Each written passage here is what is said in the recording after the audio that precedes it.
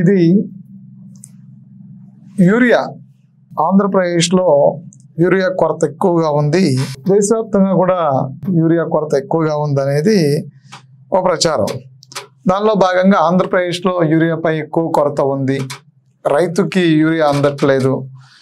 ఖరీఫ్ సీజన్లో యూరియాని సకాలంలో అంటే ఇప్పటికే పంట పొట్ల మీద దాకా వచ్చిన తర్వాత కూడా ఫస్ట్ దఫా కూడా యూరియా జల్లలేదు, యూరియా రైతులకి అందుబాటులో లేదు అని చెప్పనే దాని మీద వైసీపీ సోషల్ మీడియాలో ఒక ప్రచారం బాగా ట్రోల్ అవుతుంది.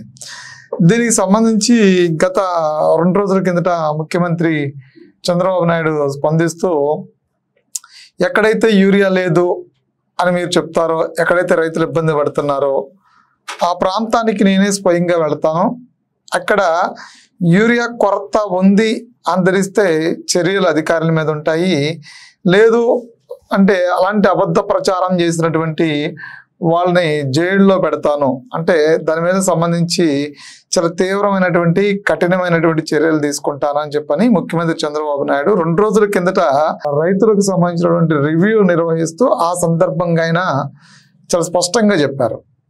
సరే, ఈ యూరియాకి సంబంధించి గత 15-20 రోజుల నుంచి విపరీతమైనటువంటి ఈ అంశాలు అంటే పెద్ద ఎత్తున ఈ షాపుల దగ్గర రైతులు క్యూలో నిలబడ్డారు.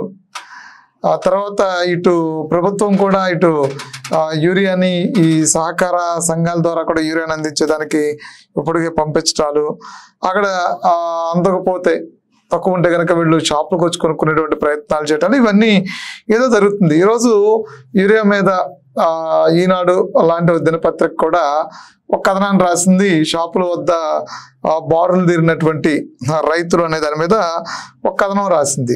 సరే, సీఎం చెప్పిన తర్వాత కూడా దీని మీద ఎందుకు ఈ రకమైనటువంటి ట్రోల్ నడుస్తుంది అంటే ఇదొక బరిదెగింపు రాజకీయానికి ఎగ్జాంపుల్ అని చెప్పుకోవచ్చు, లేదంటే ఇది అవధులు లేని అబద్ధాలు ప్రచారానికి ఒక ఎగ్జాంపుల్ అని చెప్పుకోవచ్చు. సీఎం చెప్పిన తర్వాత కూడా అదే పరిస్థితి కంటిన్యూ అవుతుందంటే దీన్ని నిజంగానే బరిదెగింపు అనుకోవచ్చు. వాస్తవానికి మనం చూస్తే ఈరోజు ఇది social media, YCP social media నుంచో మరి ఎక్కడి నుంచో ట్విట్టర్లో ఓ పోస్ట్ అయితే వైరల్ అవుతుంది. దీనికి సంబంధించి యూరియా పేరిట 200 కోట్ల స్కాము, కృత్రిమ కొరత సృష్టించి బ్లాక్ మార్కెట్కు తరలింపు, 600 పెట్టినా బస్తా దొరకడం లేదు, ఒక్కో బస్తాపై 200 లాభానికి బ్లాక్లో అమ్మకం, మొత్తం కుంభకోణం విలువ 200 కోట్లు పైమాటే, రైతు సమస్యలపై 9 ఆర్డీఓ కార్యాలయాల వద్ద ధర్నా అంటూ ఈ వైసీపీ అఫీషియల్గా వైఎస్ఆర్ కాంగ్రెస్ పార్టీ అఫీషియల్ పేజ్లో పోస్ట్ చేసినటువంటి ఒక పోస్ట్ ఇది. గత 2 రోజుల కిందటే సీఎం చెప్పినా సరే తర్వాత కూడా అదే పరిస్థితి కంటిన్యూ అవుతుంది అంటే మరి ఈ అవధులు లేని అబద్ధాలకి చెక్ పడేది ఎప్పుడు? పక్కన రైతులు ఆందోళన చెందుతున్నారు. అంటే కృత్రిమ కొరత, ప్రభుత్వం యూరియా సకాలంలో ఇచ్చే పరిస్థితి లేదనే ప్రచారంతోనే రైతు కుదేలవుతున్నటువంటి పరిస్థితి. కంగారు పడుతూ ఉన్నారు, పెద్ద ఎత్తున షాపుల దగ్గరికి వచ్చి క్యూ కడుతూ ఉన్నారు. ఏది విష ప్రచారానికి. కొన్ని షాపుల్లో కూడా ఈ మధ్యకాలంలో కూడా గోడౌన్లో యూరియాని నిల్వ ఉంచి బయటికి కొట్టలేదు అనేటువంటి సమాచారం కూడా కొంత ఉంది. మరి అందులో వాస్తవాలు ఏంటనేది మేము గ్రౌండ్కి వెళ్ళి చూడలేదు, కానీ కొంత ఆ నోట ఈ నోట ఉన్నటువంటి ఇన్ఫర్మేషన్ ఏంటంటే కొన్ని షాపులు వాళ్ళు కూడా ఏదో అరాకొరా కూడా యూరియాని రైతులకి పొద్దున్న సాయంత్రం దాకా షాపుల దగ్గర కూర్చోబెట్టుకుని గోడౌన్లో నిల్వ ఉంచుకున్నటువంటి ఆ యూరియాని అలాగే నిల్వ ఉంచుకుని కొన్ని కంపెనీలు వాళ్ళు ఈసారి కంపెనీ పేర్లు ఎందుకు అలాగే గోడౌన్లో నిల్వ ఉంచుకుంటున్నారు. షాపుల దగ్గర మాత్రం రైతుల్ని 100 మంది 200 మంది పోగొడుతూ 10 మందికో 20 మందికో ఏదో కంటి తుడుపుగా ఇచ్చి పంపిస్తున్నారు, రైతులను ఇబ్బంది పెడుతున్నారు అనే దాని మీద. ఒకవేళ యూరియా కొరత అని అనగానే పెద్ద ఎత్తున ఈ బ్లాక్ మార్కెట్ చేసేటువంటి కంపెనీ వాళ్ళు ఏమన్నా గేమ్స్ ఆడుతూ ఉన్నారా? బ్లాక్ నిజంగానే యూరియాని తీసుకొచ్చి ఈ గోడౌన్లో దాచుకుని రైతుల్ని మార్కెట్ పెంచుకుంటూ యూరియాని బ్లాక్లో అమ్ముకునేటువంటి ప్రయత్నం చేస్తూ ఉన్నారా? మరి అది కూడా ఒకంత ప్రభుత్వమే చూడాలి. ప్రభుత్వ యంత్రాంగానికి లేదంటే ప్రభుత్వ అధికారులకి, స్థానిక ఉండే కలెక్టర్కి, ఎంఆర్ఓలకి, ఆర్డీఓలకి ఇతర శాఖల వాళ్ళు ఎవరైతే ఉన్నారో ఆ శాఖల వాళ్ళందరికీ ఆ ఇన్ఫర్మేషన్ ఉంటుంది కదా, దాని సంబంధిత శాఖకు సంబంధించిన అధికారైనా మరి తక్షణం స్పందించాలి. స్పందించి వెంటనే ఆ గోడౌన్కి వెళ్ళటం, చెక్ చేయడం, ఆ యూరియాని ఎందుకు దాచుకున్నారని చెప్పిన దాని మీద మరి ఆ యాక్షన్ తీసుకోవడం, వెంటనే ఆ యూరియాని రైతులకు అందించే విధంగా చర్యలు చేపట్టడం. మరి ఇలాంటివి చేయకపోవడం కూడా మరి ఆ ప్రభుత్వ వైఫల్యం అని, అంటే ఇది ముఖ్యమంత్రి వైఫల్యమనో, పవన్ కళ్యాణ్ వైఫల్యమనో, లోకేష్ వైఫల్యమనో, అంటే ఆ శాఖ మంత్రి వైఫల్యం అనేది చెప్పలేం. కానీ ప్రభుత్వ అధికారులు కూడా వాళ్ళకు నోటీస్కి వస్తున్న ఫిర్యాదుల్ని స్వీకరిస్తున్నారా లేదా, ఫిర్యాదుల మీద వెంటనే స్పందించి చర్యలు చేపడుతున్నారా అనేది కూడా ప్రభుత్వ యంత్రాంగం అంటే ప్రభుత్వ యంత్రాంగమే చేయాలి. కాబట్టి ఈ ప్రభుత్వ యంత్రాంగం దాన్ని తగ్గట్టుగా పనిచేస్తుందా లేదా. సో మరి చాలా చోట్ల యూరియా అందుతుంది, లేదు మాకు ఈ సహకార సంఘాల ద్వారా యూరియాని అందిస్తున్నారు, బాగానే ఉంది అని రైతు పర్పస్ సంఘాలు ఉంటాయి కదా గ్రామాల్లో, ఈ దాని ద్వారా బాగానే ఇస్తున్నారు, యూరియా బాగానే అందుతుంది అనేటువంటి ప్రాంతాలు మరి ఎక్కువ కనపడుతున్నాయి. 1-6 ప్రాంతాల్లో యూరియా అందట్లేదు అనేటువంటి దాని మీద కూడా ఉంది.